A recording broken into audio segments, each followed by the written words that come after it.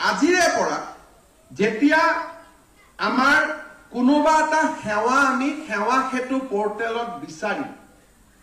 আবেদনখন অগ্ৰাহ্য হল বা আবেদনখন বিলম্ব হল দুটা হ'ব পাৰে এটা আবেদনখন ৰিজেক্ট কৰিব পাৰে আৰু এটা আবেদনখন ডিলে হ'ব পাৰে যেতিয়া আবেদনখন অগ্ৰাহ্য হ'ব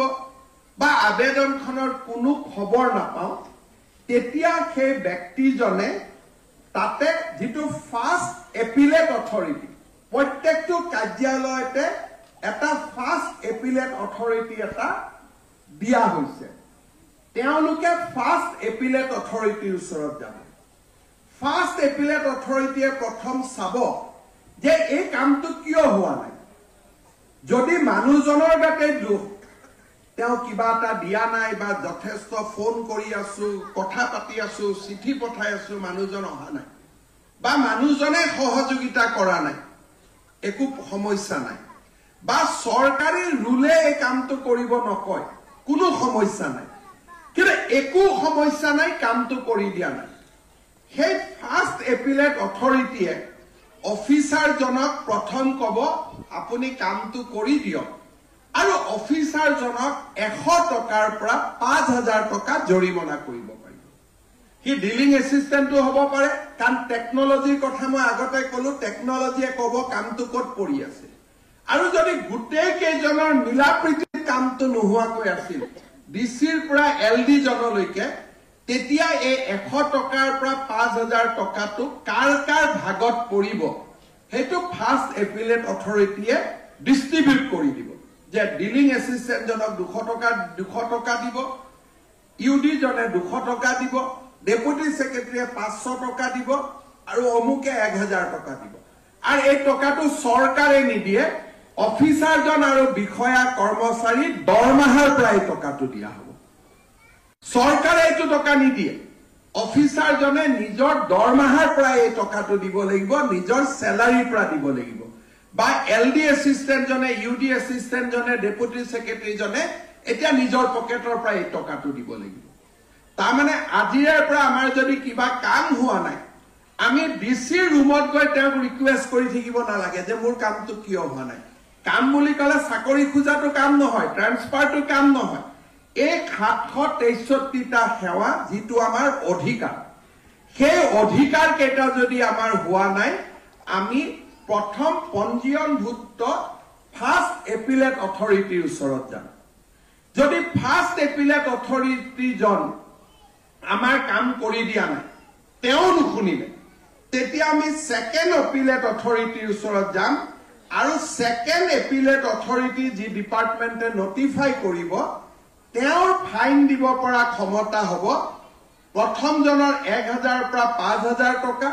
দ্বিতীয় এপিলেট গলে ফাইন দিব পৰা ক্ষমতা হ'ব 100 টকাৰ পৰা 7000 টকা যে তেওঁ সেকেন্ড এপিলেট অথৰিটি জনে কব যে এই গুটেই ব্যৱস্থাটো দিলে হল ফাৰ্স্ট এপিলেট অথৰিটি জনেও কামটো নকৰিলে গতিকে এইবাৰ 7000 টকা ফাইন হ'ব হয়তো ফাইনৰ এটা পৰ্চন ফাৰ্স্ট এপিলেট অথৰিটি জনেও পকেটৰ পৰা দিব লাগিব কাৰণ তেওঁ পেলাই থৈ দিলে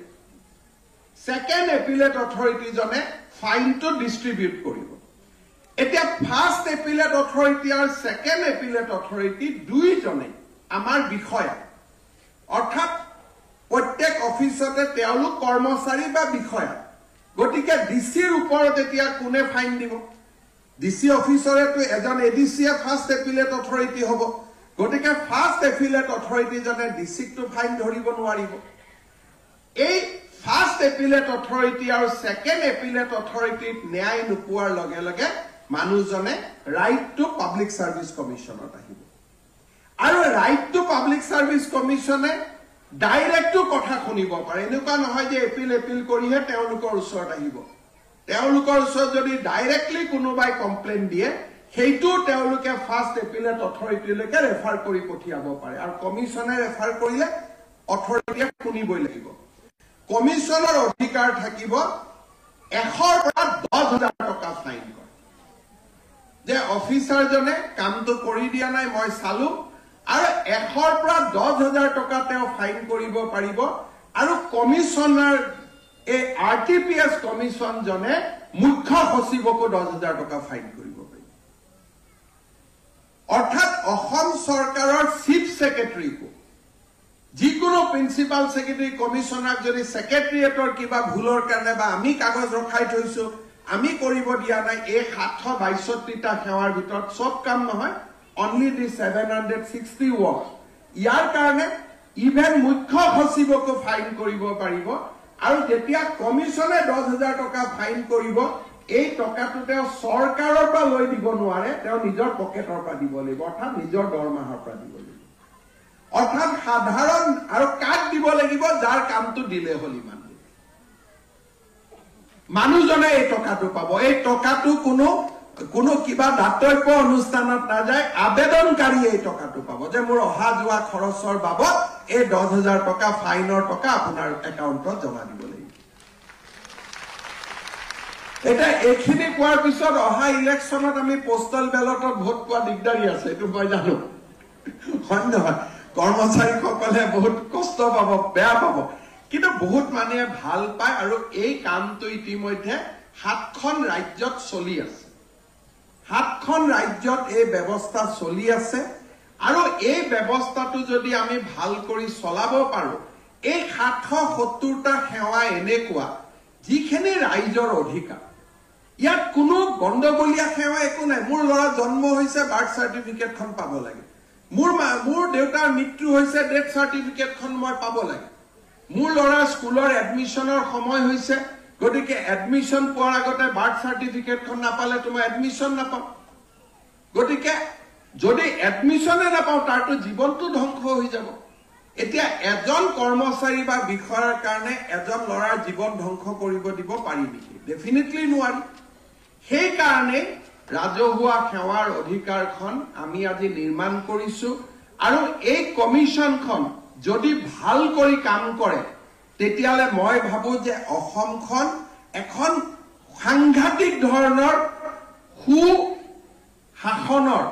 এটা কেন্দ্ৰবিন্দুত পৰিণত হ'ব মানুহে অসমৰ ফালে চাব যে অসমৰ মানুহে অধিকাৰ পোৱাত কোনো অসুবিধা নাই মই ডেফিনেটলি কমিশনক আহ্বান জনাম যে প্ৰথম কেইটামান দিন